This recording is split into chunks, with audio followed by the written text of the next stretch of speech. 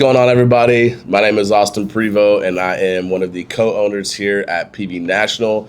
And just super excited to welcome you guys to. We haven't really found out the name yet, but right now we'll call it the PB National Podcast. Today I've got with me my brother Preston and my business partner Nick. And really, the mission of today is to just kind of go over a little bit of introductions, origin stories, kind of the future of what this podcast is going to be, and what our goals are for bringing education and a little bit of a tad bit of entertainment to you guys and some different things like that. So super excited to have you guys here. And yeah, dude, let's just go ahead and get into it. We're going to talk about a little bit of our team dynamic. First of all, my name is Austin. This is my brother Preston, and Nick. I think I already said that at the beginning. I don't know, but anyway. Yeah, Preston, I guess just tell us a little bit about kind of your little bit of like a personal professional background for you, without getting all into how PB National started, just a little bit about you. Yeah, so basically the big thing I can really say about me personally is that growing up is all just about football. That was all I really ever cared about. I don't want to say I never thought about business, but never in the way that we obviously operate within it now. So, obviously just went to school, played football throughout my whole career. I always thought that I was going to go to college. Wanted to go to the NFL. That's always, anybody's dream that grows up playing football in Texas. Like that's what you want to do. You want to go to college, want to go play in the league, go play for the Cowboys. I wouldn't want to play for them now. Yeah, maybe not as much now, but you get the point.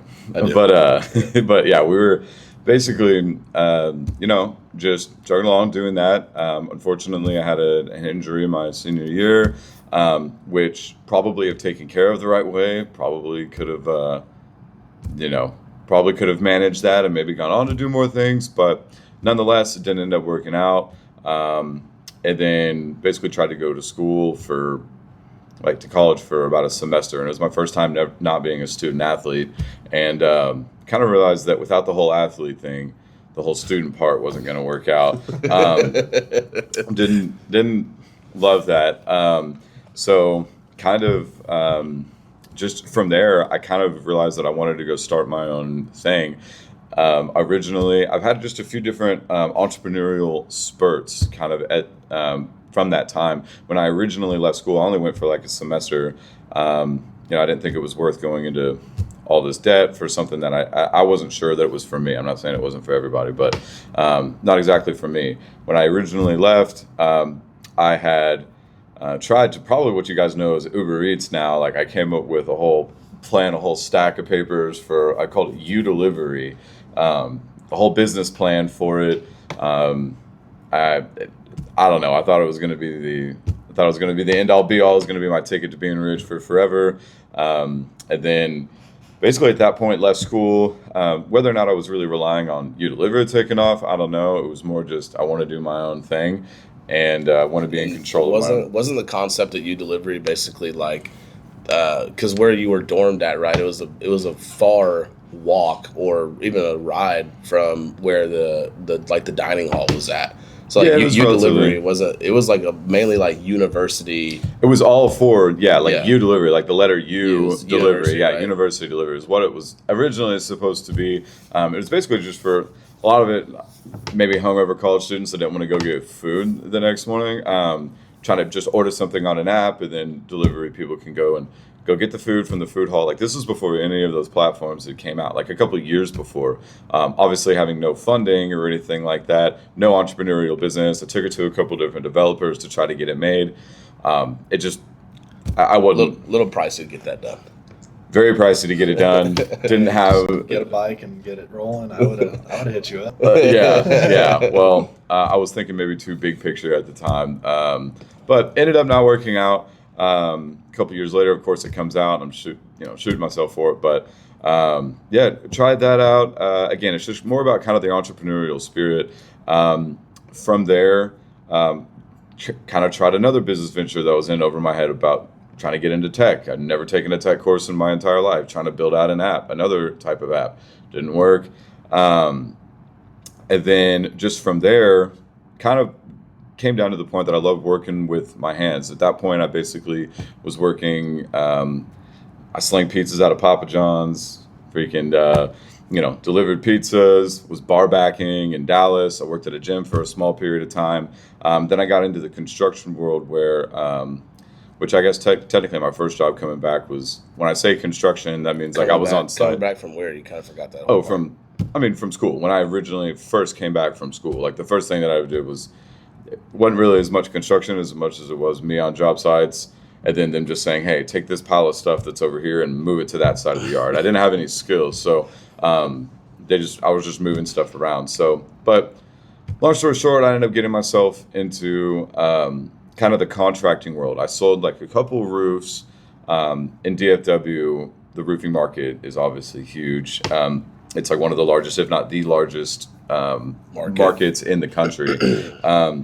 Sold a couple roofs from there, and realized that sales, I loved the construction aspect, but the sales was not for me, like doing the sales portion of it. So at that point, I kind of realized, boom, that's what I'm going to do. I'm going to find a way to learn how to do something with my hands, learn a trade, learn how to build something, whatever it may be, and then ideally start a business from there. So I guess I just kind of jumped around doing everything from fence work, pouring concrete.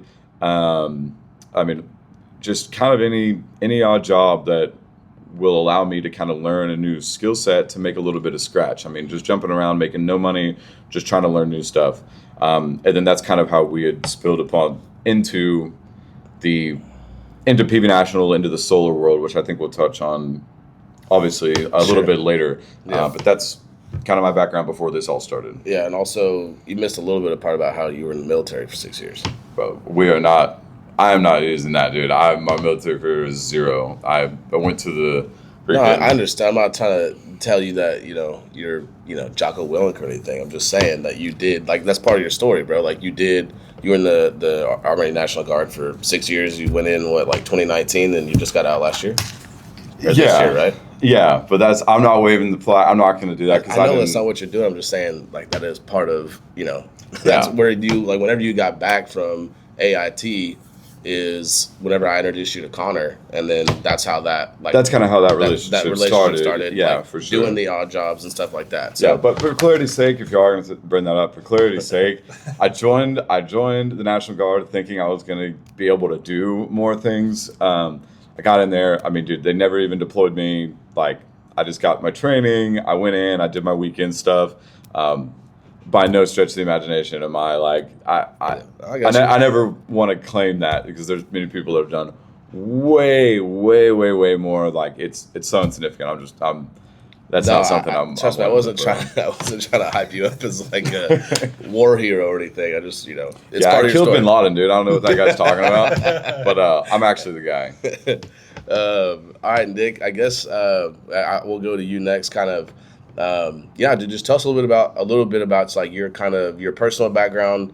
I know you moved around a little bit, as a kid, and then we kind of linked up when we was 9, bro, on the freaking in recess, dog. That's recess. When we recess, bro. That's when we met the dog. But tell me a little bit about like your personal background, and then just kind of after college, a little bit like your career choices from college, and then obviously before you came over here. Yeah, absolutely. So I moved here from Randolph, New Jersey back in 3rd grade, and Austin was one of the first people I met when I moved to Texas. That's right, baby. Moved to McKinney and went to Valley Creek and met him at recess, and the rest is history. That's right. And obviously, kind of growing up, I'd go over to your parents' house, hang out with you guys, and you guys would come over to my parents' house, and we were just vibing, dude. Gas scooters, golf, whatever. Ping pong, that got a little bit outrageous. Sting pong. Sting pong. That's right. I think there's a drywall patch from. Oh yeah, that's me. From your Yeah. From your ping pong paddle. And they got heated because I whooped his ass, and then he threw a ping pong paddle on my parents' wall. Yeah. Understandable. Give and take.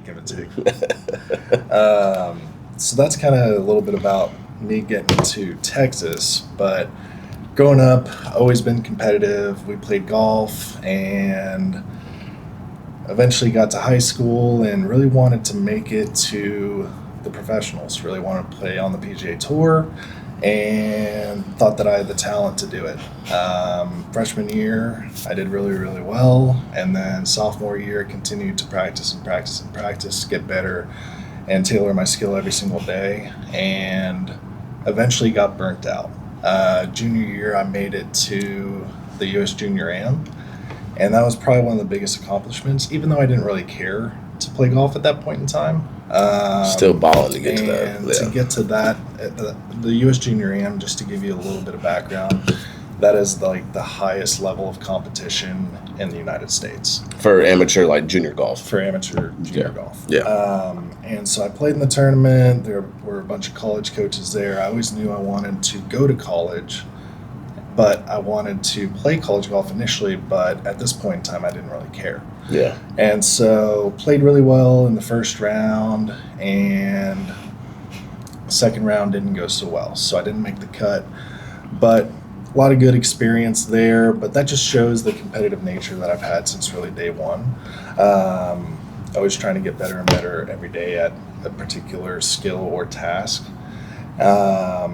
And so kind of moving on from high school, I ended up going to the University of Oklahoma and didn't really know what I wanted to study at first. Kind of was taking the general courses and then really figured out that I had a passion for finance.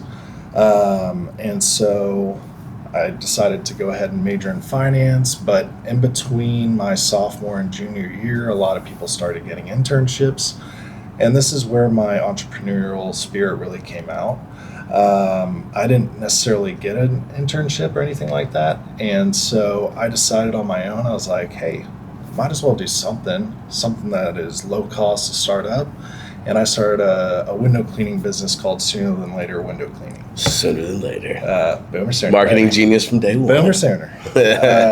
And so me and one of my buddies, we just hopped in his Jeep. We bought a ladder and squeegees and everything that we needed to just bare bones get window cleaning done. Just clean a window. Went to Office Depot, printed out some flyers, started door knocking, and we started to get some business here and there on the front end. And then we started to kind of tailor in our script and started to do a little bit more business. And hey, we made a couple $1,000s over the summer, and that was enough to feed us, pay our rent, and get to the next semester. So that's awesome. That was really cool. I always knew that I wanted to do something bigger than just window cleaning. I didn't know what that looked like at that point in time.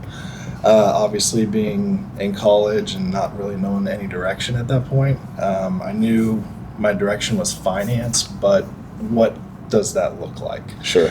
Yeah. And so as I took more and more courses in the financial realm, I figured out, hey, I really want to focus and hone in on how can I help people achieve their personal financial goals. And the way to do that is being a financial advisor.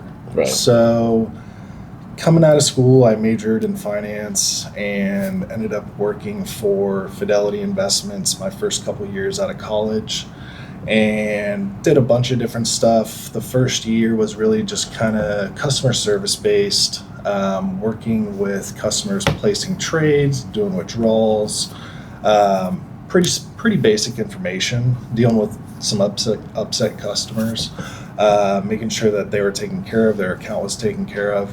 I worked on the active trader desk. FYI, do not day trade. Do not trade options unless you have a strategy, because I saw a lot of the bad. Right. And, a lot of the downside. just dealing in that department for about a year was very interesting, because you would have a lot of people call in and do these different strategies, and I learned a lot in that part of the business, but I knew that wasn't my passion. And then finally I got to the point at Fidelity, I was in a new role to where I was able to understand basically any individual's financial position, what they currently have as far as assets, liabilities, income, expenses, and then ultimately what's your overall goals and how can we help you get you there. Like you finally got to like more of that like advisor type of role at Fidelity, right? Correct. Yeah. So spent about a year in that role, And then I had the opportunity to where I could really take on a bigger role at Fisher Investments, and so moved over to Fisher in September of 21, and I had all of the credentials needed, went through training, and then really just started getting on the phone, getting comfortable, and really understanding, hey, how does this process work from start to finish, and what is our strategy? And it was completely different from Fidelity's strategy. Right. So it was very interesting to look from a big picture view. Hey, this is how one asset manager does it. This is how a different asset manager does it. And so at a certain point in time, once my book was fully built out, I had anywhere from 180 households to 200 households. So like And under management, like what does that so dollar amount look like that you had that you were managing? the lowest threshold for any household to qualify for Fisher Investments was 500,000. Gotcha. But I had a client that had 3 million with us. That was probably my highest individual client. highest amount of AUM underneath us, but his net worth was like 35 million. Okay. But in regards to my 200 households, that equated to about $200 million. So you're managing about $200 million in business. Correct. In those households. Correct. Okay. So I didn't necessarily make the investment decisions, but I had to keep them up to date on the market, make sure to answer any and all questions in regards to why we're investing their money the way that we're allocated in the market. And that really taught me a lot about empathy, because 2022 hit. Yeah. And the market just went south. And our portfolio was very tech heavy at that point in time. And so that gave me a good idea as to how to handle tough conversations, because there's nothing more difficult. People get real funny when it comes to money. Really emotional. Yeah. Really emotional. And at the end of the day, I understand it. I mean, you see your portfolio go from $1 million to 600 grand in a matter of 6 months. Yeah, tough. Yeah, it's tough. You're kind of like, what's going on? So, anyways, that's kind of me in a nutshell, and that's how I kind of figured out. Like where you? And then I guess moving on from there. During that whole entire time, me and you were living together. We're roommates. So that's how I learned a little bit more about y'all's business, Prevo Installations. Yeah, And we'll get into that. We'll get into that, but that's kind of my background from start to finish in the corporate world. And yeah, now we're here today. Suit and tie man. Now he's working with his hands, baby. Yeah. Okay, dude, awesome. So a little bit about me.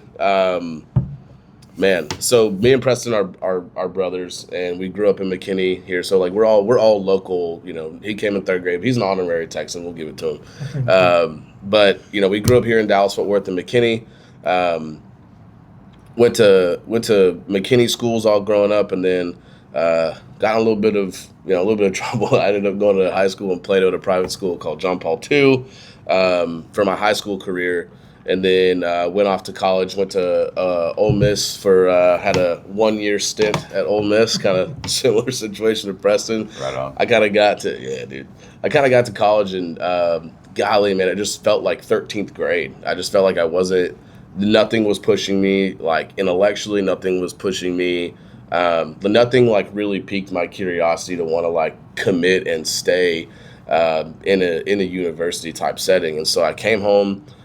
This was like 2014. I came home and worked a bunch of different jobs, man. Like I laid sheet metal on like metal roofing. I did plumbing. I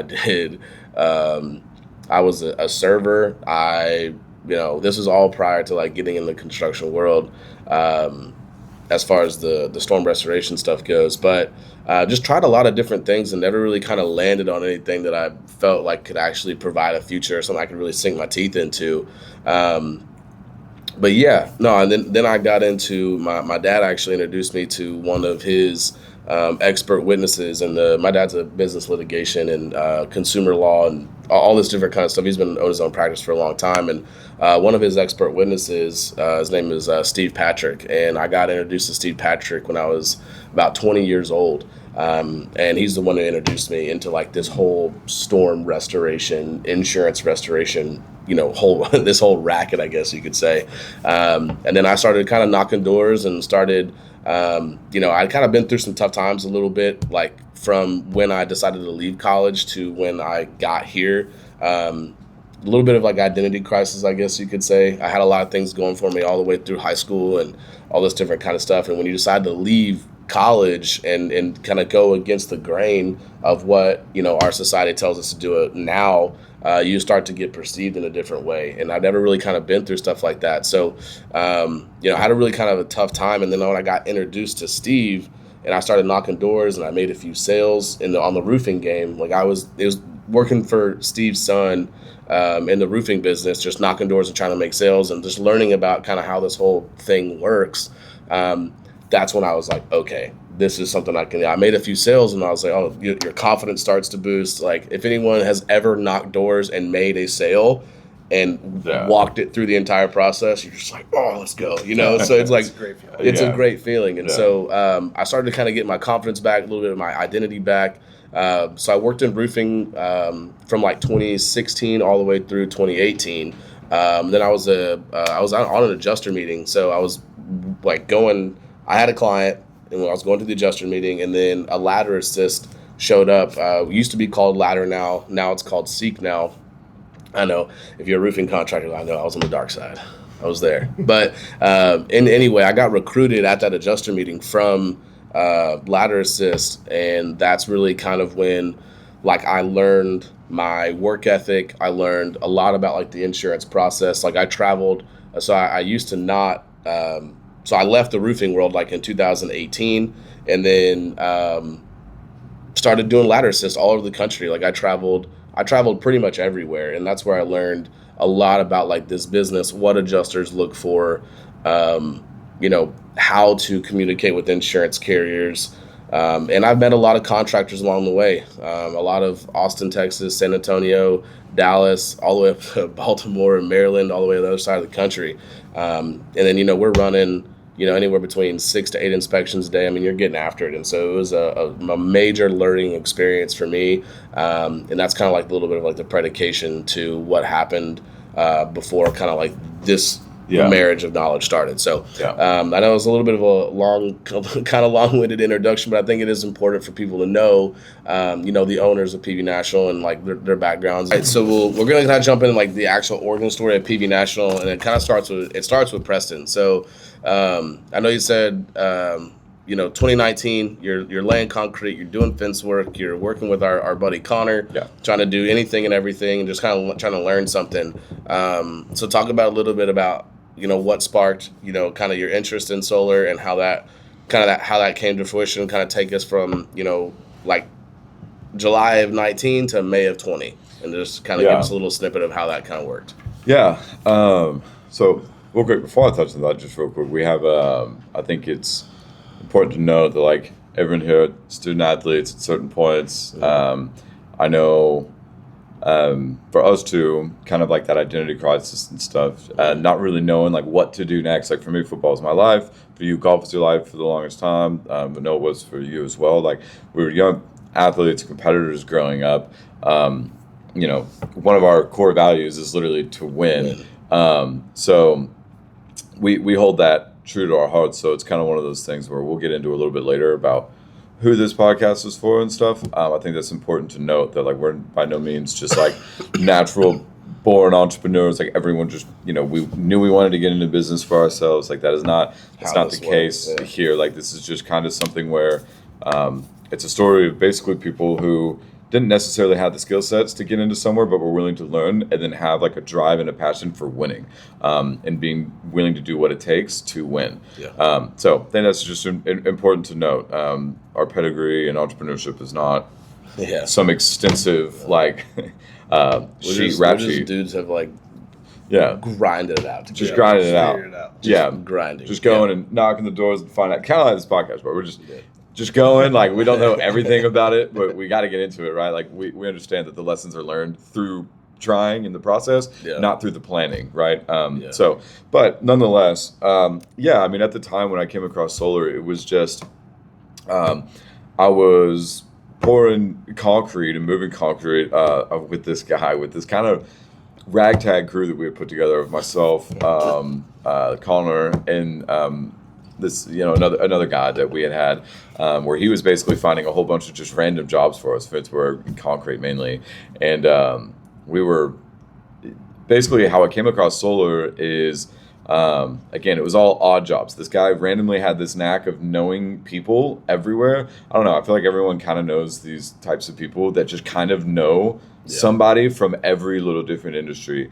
So we just kind of tagged along with this guy. Yeah, I got a guy who'll do that for 30% cheaper than anyone you're gonna find. He's kind of like that, where he goes around and just kind of hustles. And then he had me, and then like Connor, kind of as his workforce, doing these trades. And at the time, it was.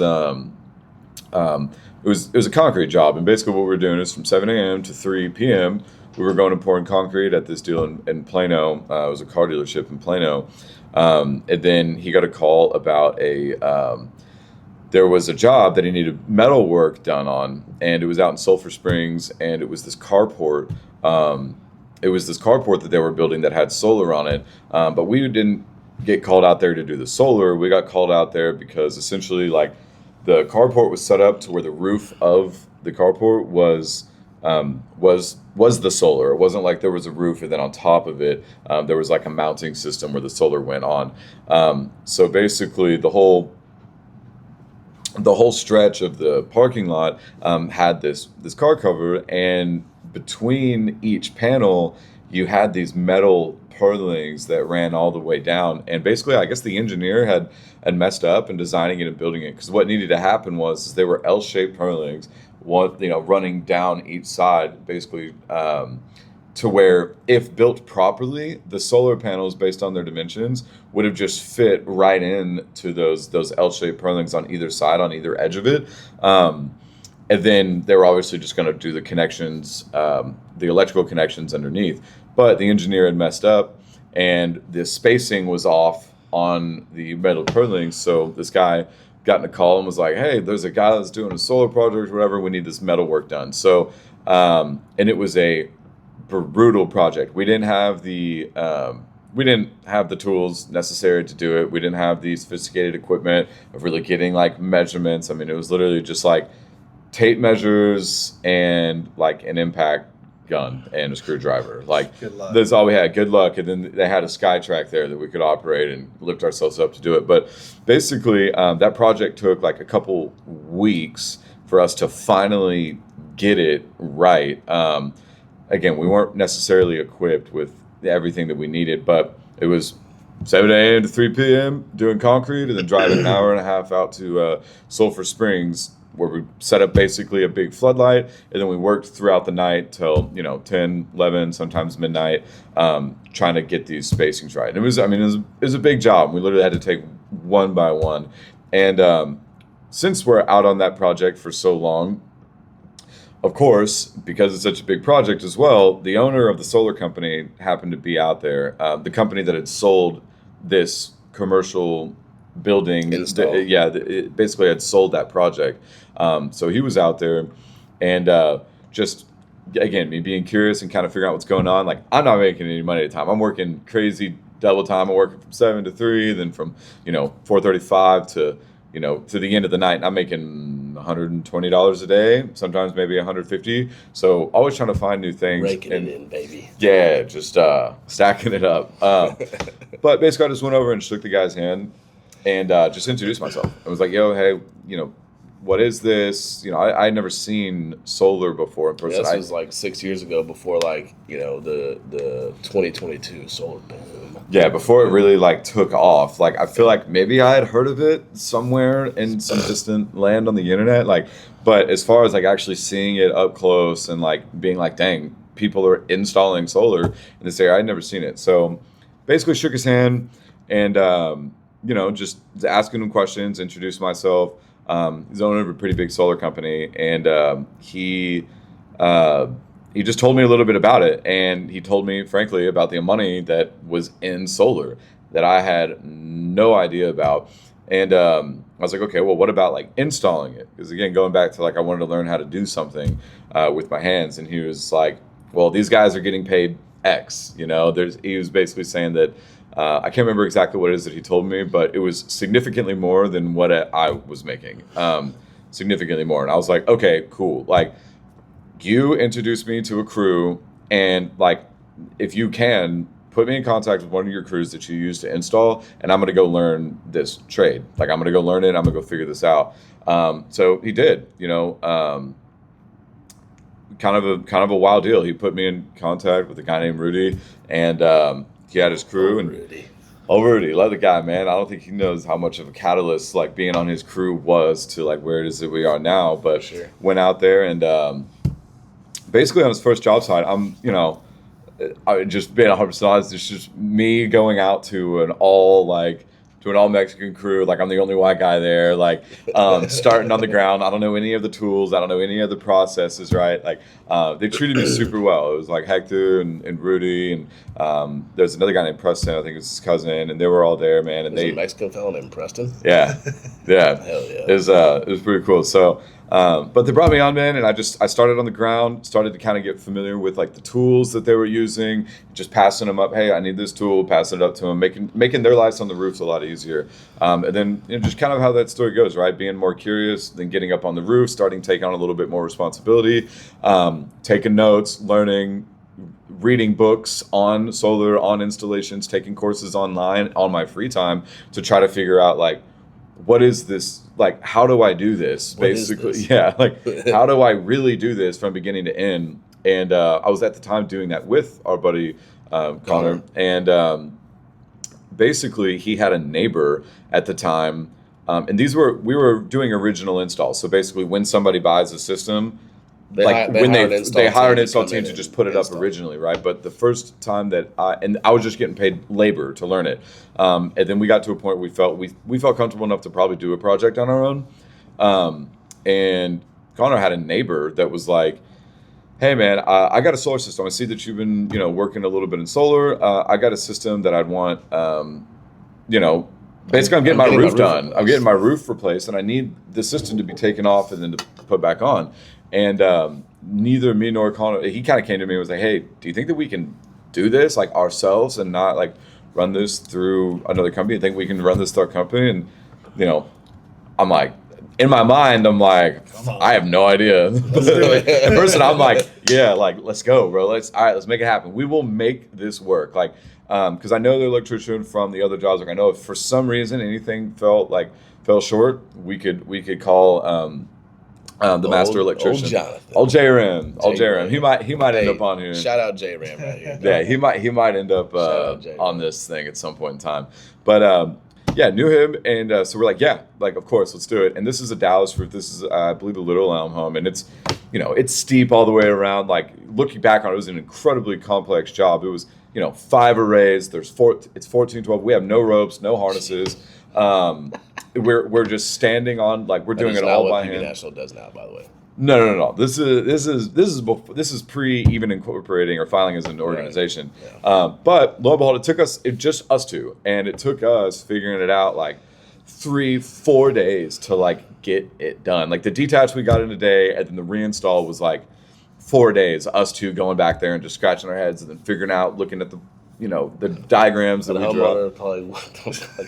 What are these guys doing? I'm like, bro, it's cool. Like, we do this all normal. The time, dude. This is normal. 4-day reinstall, completely normal. We're professionals, dude.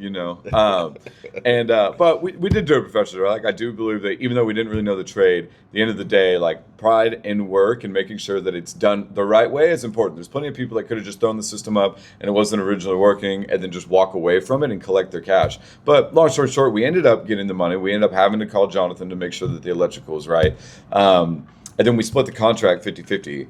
And what'd that look like? I'm pretty sure I made, I want to say I made like $3,000 personally, like $3,000 on the project. And I mean, dude, I had been making 75 to 150 on a good day. Working like crazy for other people, then I get a check for a week's worth of work for $3,000, and I mean, dude, I pretty much immediately called Austin. You showed me a pay stub of $3,000. I quit my job right now, and I come work for you. I called Austin and was like, 30 days worth of work. Yeah, exactly. Turned into 6. Turned into 5 days worth of work. Turned into 5 days worth of work. I literally immediately called Austin. I was like, bro, you're never going to believe what I just got paid, how much I just made. And basically, he's like, what is it? And we told him about the project. And it was like, hey, this is a roofing project, though. This isn't solar. Like, this was a roofing project for people that basically that they need their roof replaced, and we worked with the roofer on this deal, and we just detached and reinstalled, and this is the amount of money we make. And Austin's like, how much money? And this is with roofers. And I was like, yeah. And I was like, dude, there's something here. We basically had another 2 projects lined up at the time that we were running under Connor's company. Mm-hmm. And he was like, dang, so there's a market for this. And that's kind of where he came in. Yeah, that's kind of where I came in. So this was probably late 2019, and at the time I was living in Austin. I lived in Austin from 2018 to 2020. Lived there for a couple of years, doing a whole ladder assist thing. Running inspections from San Antonio all the way up to Temple.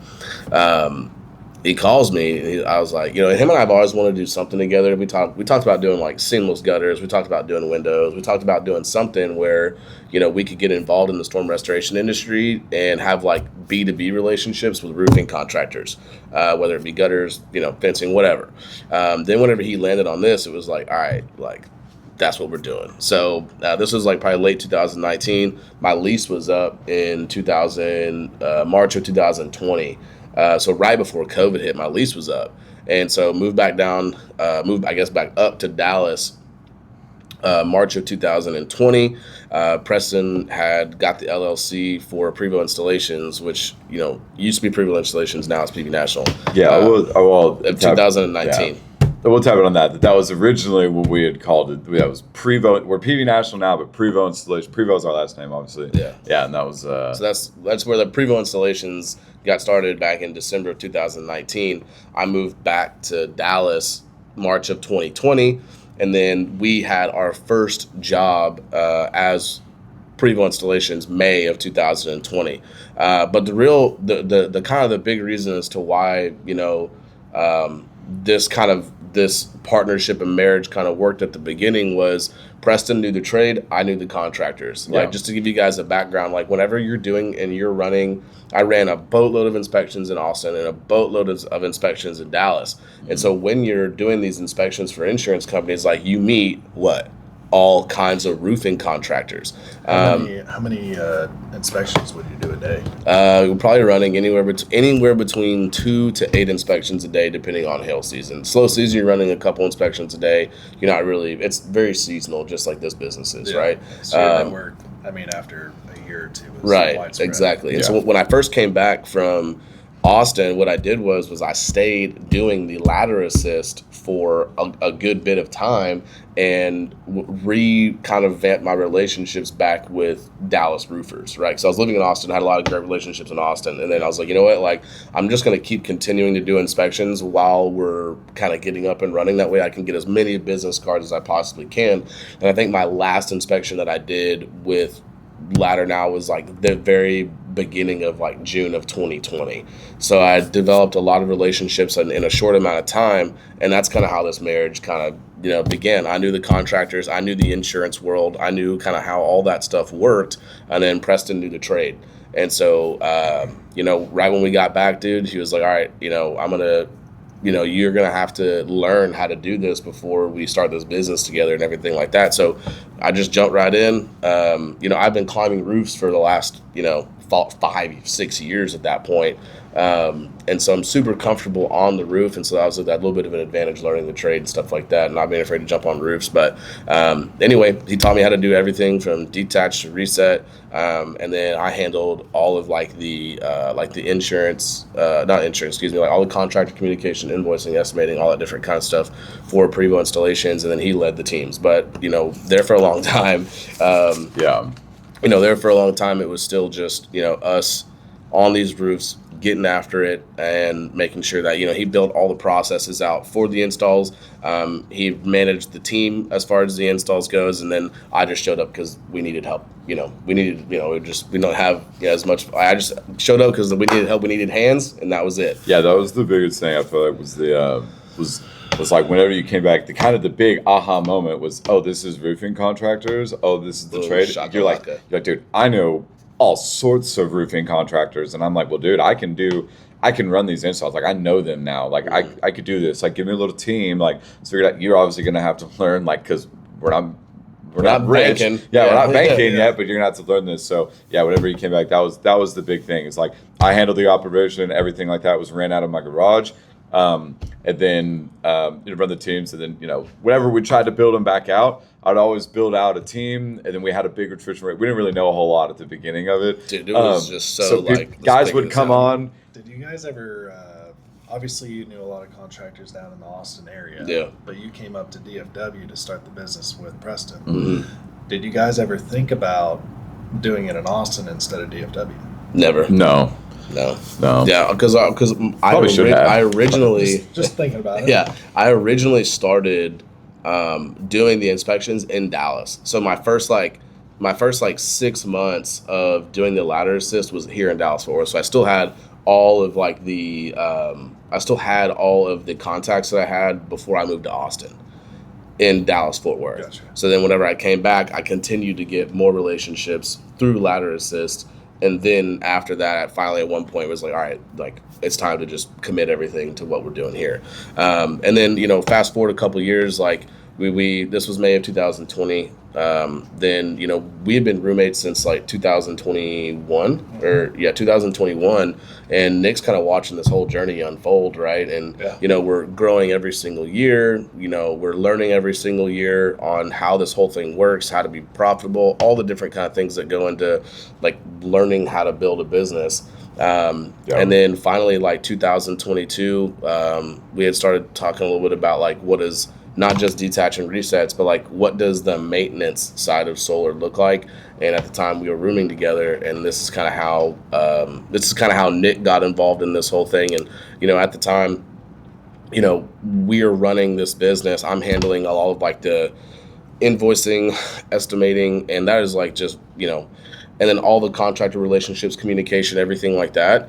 And we kind of got to a point in our business where we're hitting a little bit of a ceiling, like personnel wise, as far as needing someone to come in and do all the compliance with it. I mean, just handle kind of more of like the back end stuff, and at the same time really being someone inside the business, being super financially like literate in like from a holistic standpoint.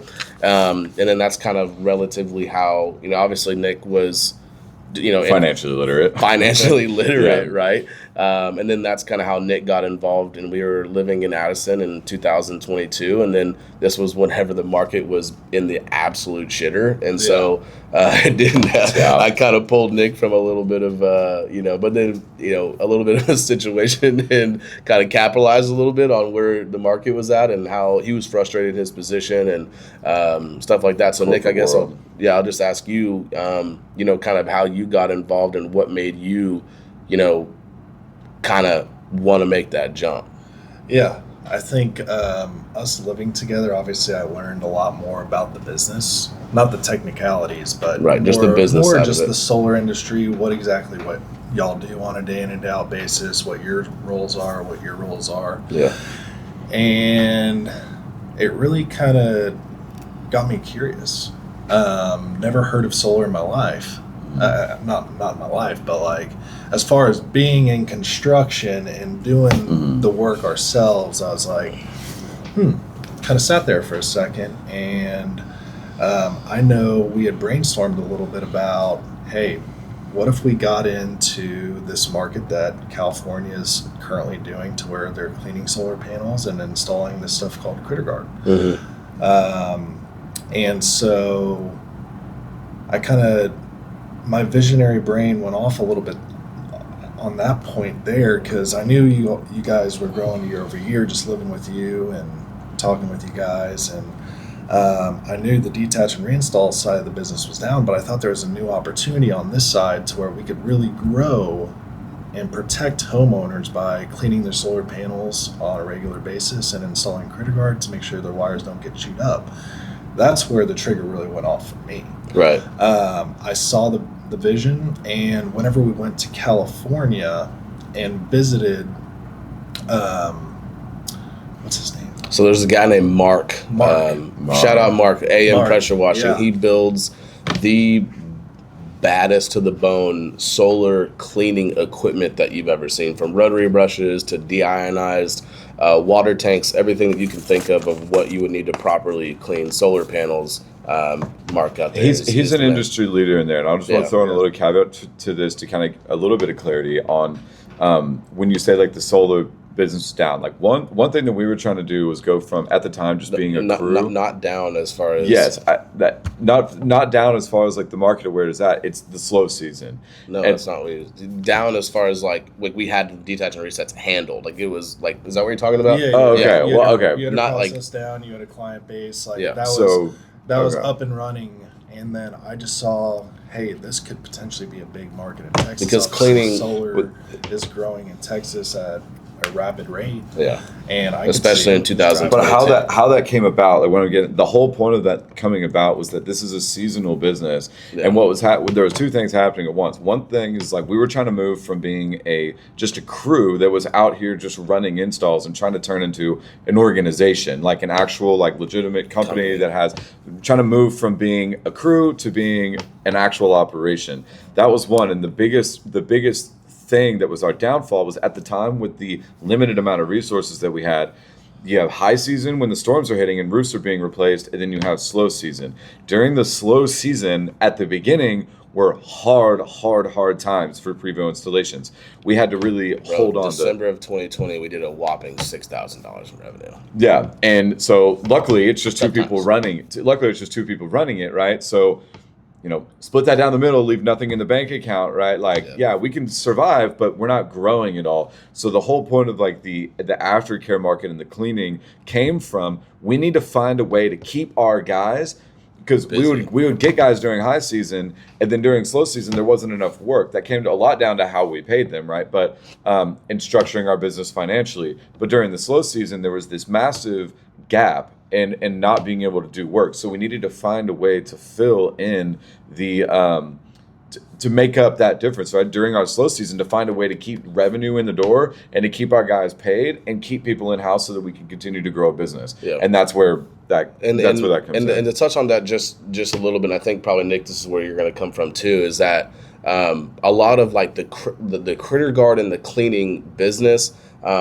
it is massive out in California, and I think the business models run off of like a subscription based business model, where we've always kind of wanted to build this business where we can sell it. Not that that's what we're going to do, but building a business where we can sell, and that comes from having like reoccurring revenue, right? And having a subscription based model where there's a predictability as far as whatever expansion and scaling looks like, and a predictability in your bottom line versus this super seasonal business up and down. And so that was like the really big attraction, I know, for you whenever you were like, okay, we can do that. Sounds good.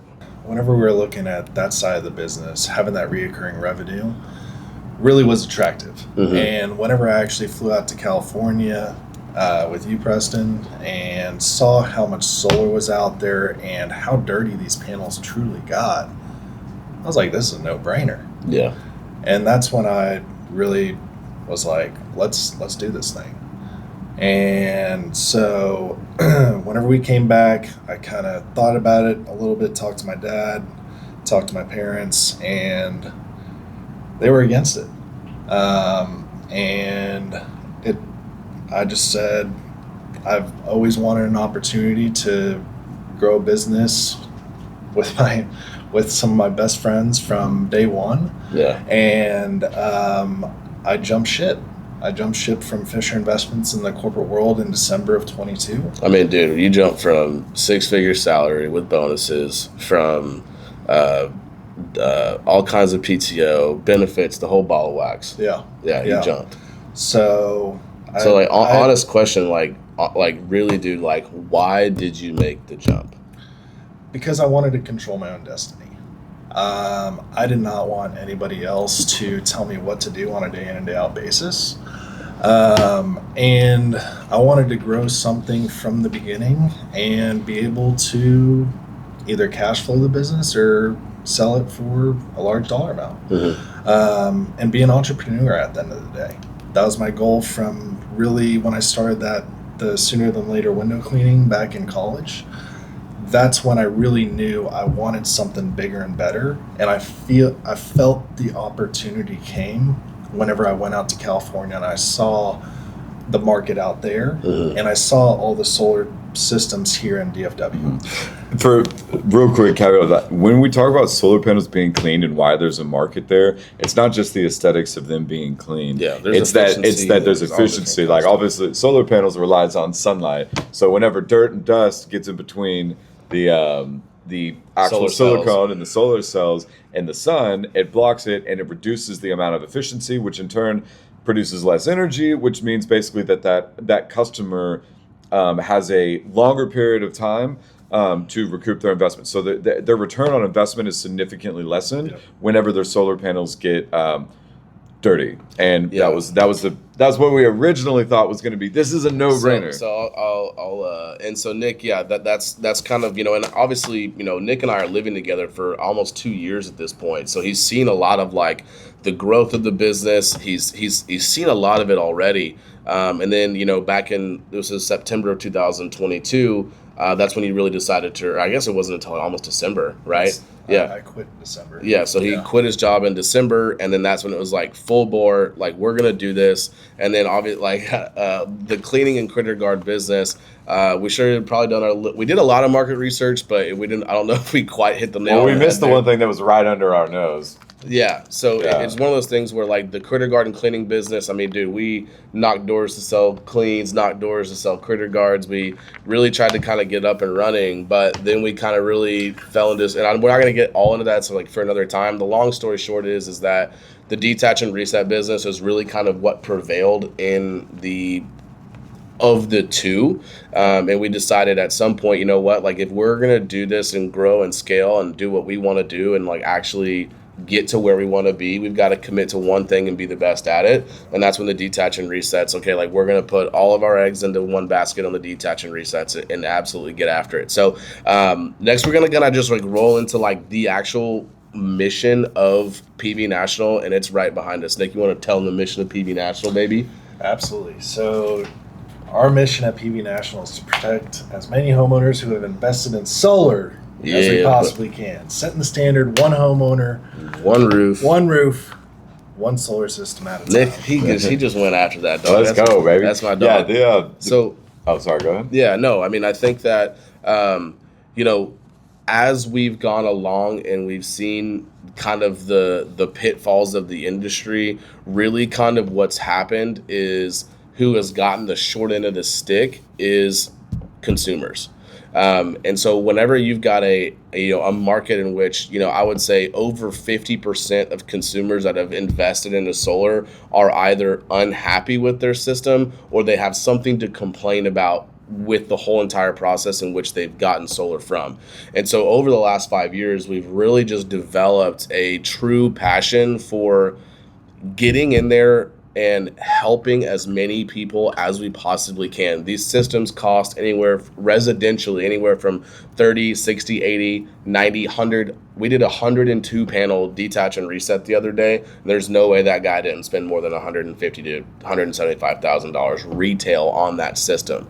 And so when you have homeowners that have spent that kind of money into something that they've invested to on their property, and the original installers don't take care of it, they don't have any, they go out of business or whatever it may be, it really kind of brought out a true calling in us to say, okay, like what can we do to actually protect these people? And how we do that is through our core values of serve, move with character and integrity, be a team player and win. And we do that in all encompassing with partnering with roofing companies to do detach and resets. Roofing companies essentially act as our direct sales force to the market. And whenever roofers come across projects that have solar on them where they've got to get them detached and reset, they call us, one of their their solar partner, to handle the whole entire solar portion of the insurance claim. And really who benefits from this is the end user, right? The contractors, they make their money, and we have great relationships with them. We try to provide as much education as we can for them, and we're a great resource for roofing contractors, right? Yeah. But the real winner in this situation when they work with us is the consumer. Yeah, the consumer. The consumer is the winner. The consumer ends up being the beneficiary of our service, right? Right. So we essentially, by partnering with these roofing companies, we become a selling point. We become a selling point for these roofers at the door, for them to be able to point at us as a business and say, look at all the value that they provide. When it comes to protecting as many homeowners, just a tad bit, just touching on how our business has ended up taking off. I think we've gone from looking to make money to looking to help people. And once we've made the transition of like, hey, how can we make the most money, to how can we benefit How can we help the most how can people? we help the most people? That's when traction started to come about, right? When you're young, dumb, you just wanted to make money, and then all of a sudden, Well, at that point, you have to survive. So, like, the only thing on our mind is like, how do it's we trying to meet ends Yeah, meet, yeah. right? But the big thing is with the credit cards and cleans, it ended up not working out. When we say when I say that the biggest issue was right underneath our nose, is that we're thinking that we're protecting people, we're thinking that we're helping them by saying, we need to get a credit card on there, or basically we need to clean your system to make sure your system is producing what it's supposed to produce. And then we also need to put a credit guard around your system to basically prevent any animals from getting in underneath and chewing up wires, because that's not covered underneath your warranty or insurance, right? Any costs associated with that is going to be 100% out of your pocket. So we're thinking, aha, this is a great deal. We're going to go in and clean your system, and then we're going to put a credit guard around it so that there's no potential damage that can come from the elements or any sort of rodents or whatever. And it's going to save you money on your investment. That's what we thought. But Little do we know, people are so pissed that they little got did we sold. know that people are in a position, that most people were in a position that over 60% of all of these solar companies that blew up and installed over the course of basically the big boom, especially here in DFW, is they've gone out of business. So these people no longer have a warranty. Their systems are not working the way that they're supposed to, and they can't get a hold of their original installer. They've invested money. They're confused about basically the return of investment. So basically what was happening is that they weren't getting out of their solar system and the people that sold it to them what they originally anticipated. So the last thing that they wanted to do was put more money into something, even though what it is that we were selling does work. Yeah, it does work, and it's beneficial towards them. They just got to the point, which most people in the market are, is like, oh, solar, you're doing solar, bro, get off my property, right? Like, I've had such a bad experience with them. But it turns out that when we're doing the detach and the reinstalls, whenever we become whenever we're going over them and we're actually becoming their service provider, and we're saying, hey, I know that you don't have a warranty right now because your original company is out of business.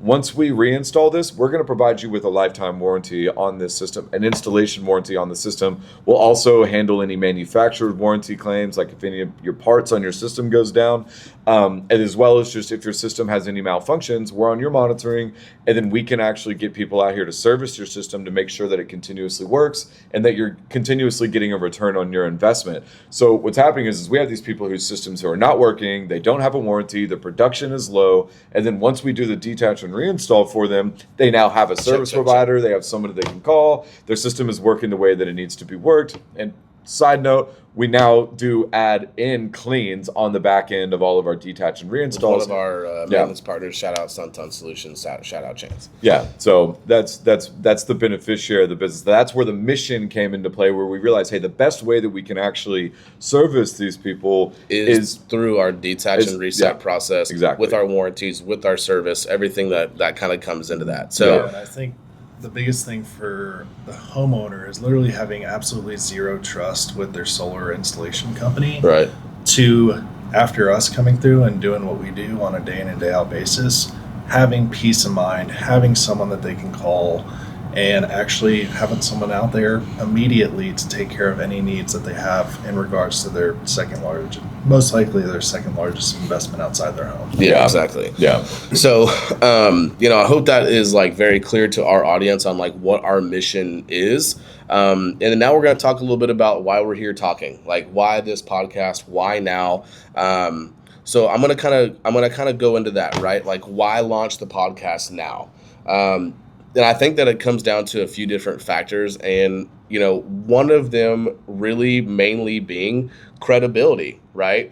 I think a lot of people in the market now, like they start podcast and they don't really have the credibility to speak on the things that they're speaking on.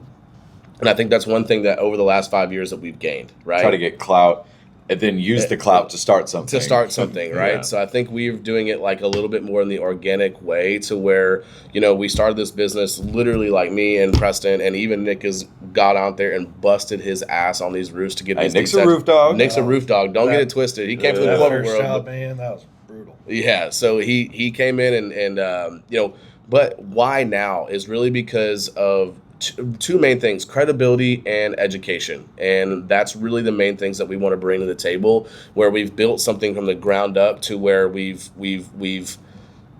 built something to multi seven figures, and that's not an easy thing to do, and especially like with our ticket item cost being the way that it is, like that, you have to run a lot of logistics. There's a lot of volume. There's a lot of things that go into, sales, operations, finance, customer retention, and I think that we've built the credibility to talk about some of those things, and also the fact that we've got so much experience on the back end of solar, like what the actual industry stuff is. What are dealer fees? How does that affect you? Like Yeah. all this different kind of stuff that goes into where our main mission here is to educate our customers. For people who don't know much about solar, and obviously our roofers as well. Is to help people understand those kind of little nuanced questions that honestly, like literally no one's talking about on the internet. Yeah. Like no one's talking about the realities of solar, how it works, answering legitimate questions like, hey, what happens if my solar company goes out of business? What happens to my warranties? If someone else does it, what happens if I have a lease system? How does that work? There's so many different things that people just aren't talking about in the solar, like the back end solar, like maintenance, I guess you could say, space. And Yeah. what we want to do is bring as much clarity to our potential clients and our current clients as we possibly can. And then obviously, like, we're going to focus a little bit on entrepreneurship and just like little things. I think a lot of like what people do now, if you're on social media and you're kind of involved in that, you will see so many people that are trying to like give people information where they've really haven't done the groundwork. They haven't built a business that like has sales, operations, finance. You've got crews you've got to manage. You have suppliers that you've got to manage. You've got to figure out how to way to cut cost and all these different things that go into running like a successful service-based business. A lot of the things that you see on the internet now, it's just like, oh, I came in, I learned sales, I blew up our sales division, and let me like buy my $19 a month course and I'll make you rich.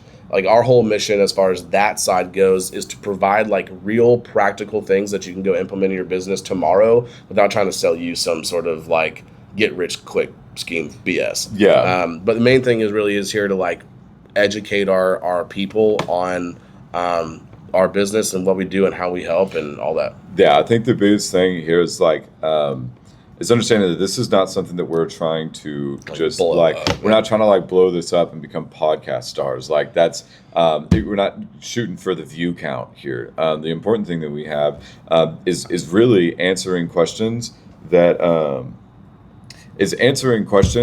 basically we get on a day in, day out basis from our customers, from the roofing side and from the homeowner side as Yeah. well.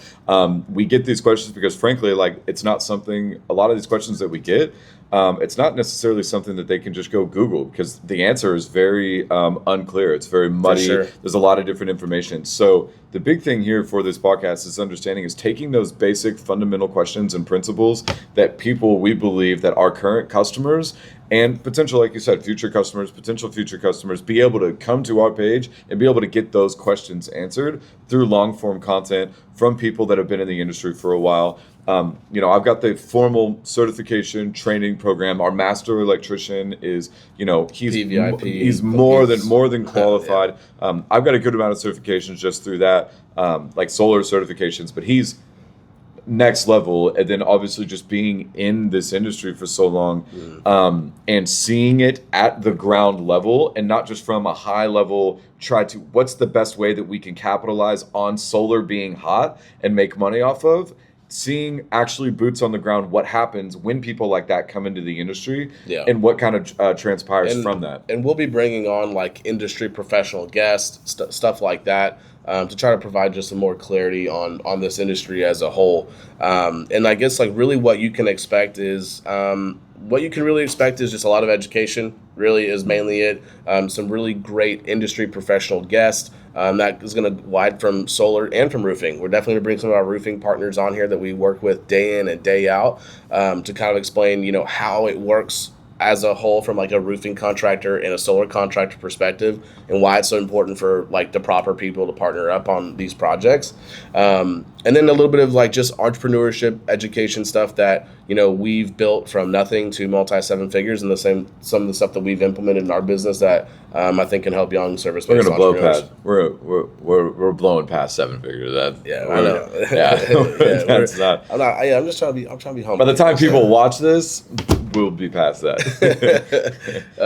But anyway, man, I think that's really what kind of the goal. That is what the goal of this podcast is, and super excited to kind of engage with our audience and bring some value to the table, right? And have those conversations and that information that literally like no one in the industry is talking about. Yeah, for anyone that wants to learn about Excel spreadsheets, Nick is going to sit here and he's going to give 2-hour-long lectures on Excel spreadsheets and how to use formulas. Hey, tune in for next Tuesday. We're going to do a live Excel spreadsheet tutorial, and you guys are going to love it. It's going to be a riveting 2-hour seminar. But yeah, dude, I think that kind of wraps it up. I guess, is there anything that anyone would like to kind of close with, or anything that we feel like we left out? No, we covered it all. No, exactly. Yeah, I think we covered it all. Yeah. All right. I think we're pretty good here about it. I think just this is obviously a little bit longer form. I think that for moving forward, we're learning this as we go. You understand? This is also the first podcast that we've ever set up and doing it. We don't even have an intro for it. We don't even have a name for it. But just understand that this will get better and more refined over time. Yeah, these are going to be like moving forward. They're going to be super intentional. We're going to probably do like at the beginning like a lot of like whiteboard session type of deals where I got to figure out my handwriting, but we'll figure that out. Might want to have Caitlin come right on it first, and then we're gonna have to hire someone to scribe it out. But yeah, no, I mean it's we're super excited, man, and I guess that wraps it up, boys. Yeah. Let's go. Let's keep it pushing. Let's go. Come on, my guy. Come on. Let's go.